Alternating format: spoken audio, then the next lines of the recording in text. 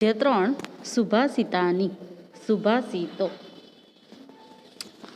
શ્લોક 1.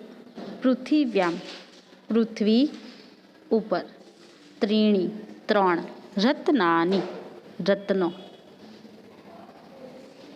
જલમ જળ, અન્નમ અન્ન, સુભાષિતમ સુભાષિત, મૂઢૈઃ મૂર્ખ માણસો વડે, પાષાણખંડેષુ પથ્થરના ટુકડાઓમાં, રત્ન સંજ્ઞામ રત્ન એવું નામ, વિધીયતે અપાય છે. શું કહે છે? પૃથ્વી પર 3 રત્નો છે: જલ, અન્ન અને સુભાષિત.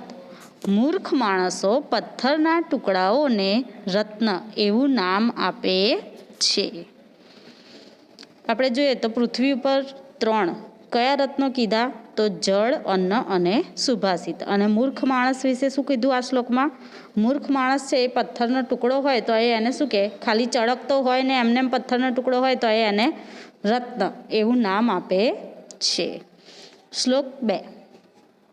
અયમ આ, નિજઃ પોતાનો, પરઃ પારકો, વા અને, ઇતિ એમ કે એવી, ગણના ગણતરી, લઘુ ચેતસામ એટલે કે સંકુચિત મનોવૃત્તિવાળાઓની, ઉદાર ચરિતાનામ ઉદાત્ત હૃદયવાળાઓને કે વિશાળ હૃદયવાળાઓને, તું તો, વસુધા ધરતી, એવ જ કુટુંબકમ પરિવાર છે કે કુટુંબ છે.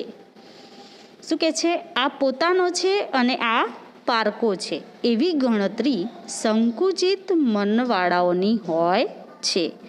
વિશાળ હૃદયવાળાઓને માટે તો ધરતી જ એક પરિવાર રૂપ છે. શું કહે છે?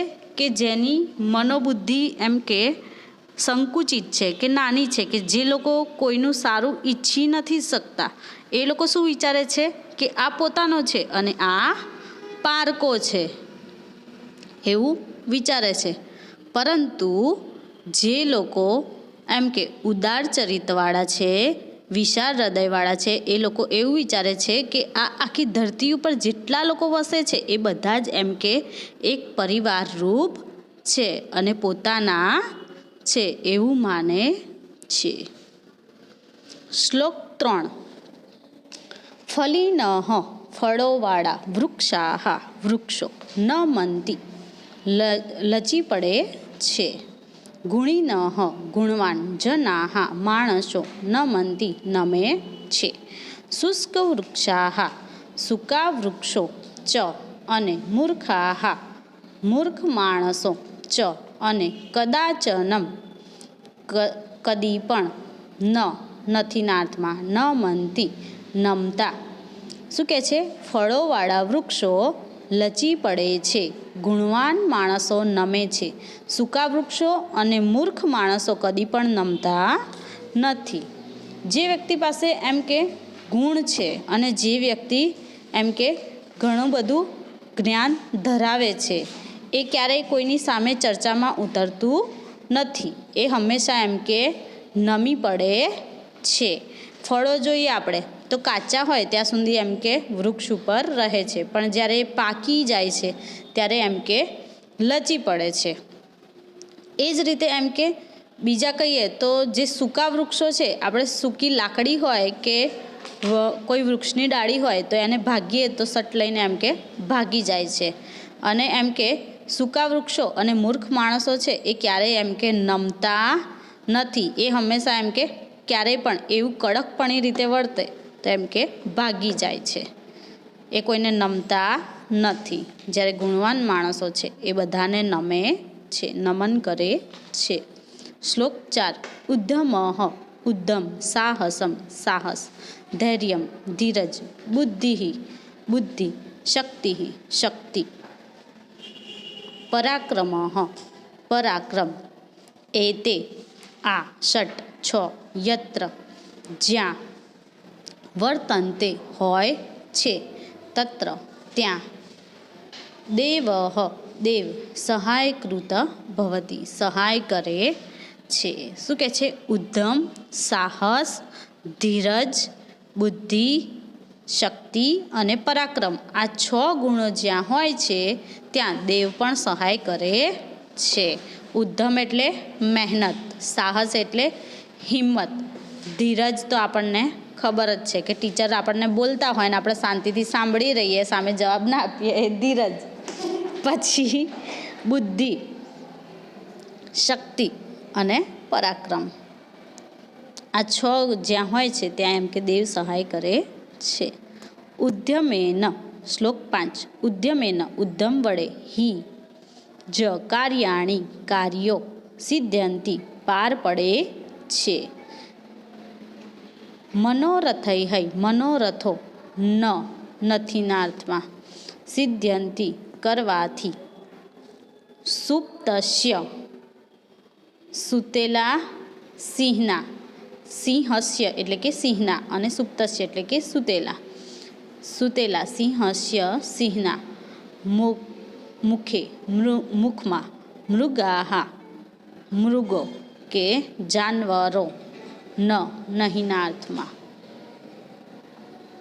હિ પ્રવિશંતિ જતા નથી. શું કહે છે? ઉદ્યમ વડે જ કાર્યો પાર પડે છે. મનોરથો કરવાથી નહીં.